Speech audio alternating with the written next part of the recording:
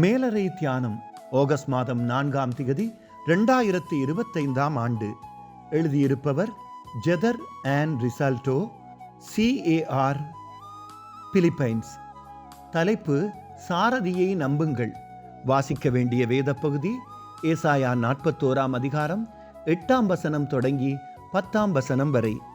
இன்றைய நாளுக்குரிய தியான வசனம் ஏசாயா 55ஆம் அதிகாரம் 8ஆம் வசனம். என் நினைவுகள் உங்கள் நினைவுகள் அல்ல, உங்கள் வழிகள் என் வழிகளும் அல்ல என்று கர்த்தர் சொல்லுகிறார். நான் ஆங்கில மொழியை மிகவும் விரும்புகிறேன். ஆயினும் அதை எனது வாழ்க்கைக்கு ஆதாரமாக்கிக் கொள்ள விரும்பவில்லை. நான் பல்கலைக்கழக படிப்பை முடித்துவிட்டு ஒரு ஸ்தாபனத்தில் நல்ல உத்தியோகத்தை பெற்றுக்கொள்ள வேண்டும் என்பதற்காக வியாபாரம் சம்பந்தமான படிப்பை முடித்தேன்.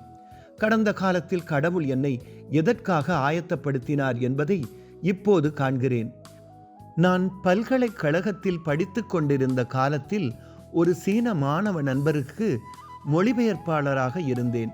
இப்போ ஆங்கில பாட ஆசிரியராக இருக்கிறேன். ஆசிரியராகி 10 வருடங்கள் கடந்து விட்டன.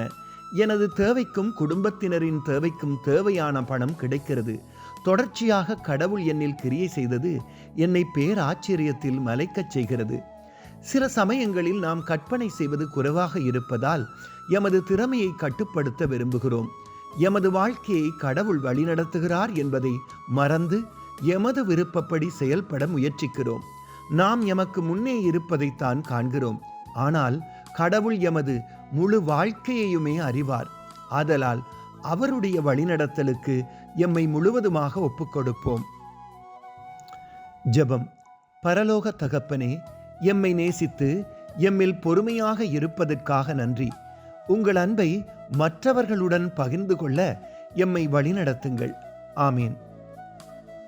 இன்றைய நாளுக்குரிய சிந்தனை: எனது நோக்கு மட்டுப்படுத்தப்பட்டால் கடவுளின் வழிநடத்தலுக்கு விட்டுவிடுவேன். கர்த்தர் தரும் பாதுகாப்பும் சமாதானமும் இந்த நாளில் உங்கள் அனைவரோடும் கூட இருப்பதாக.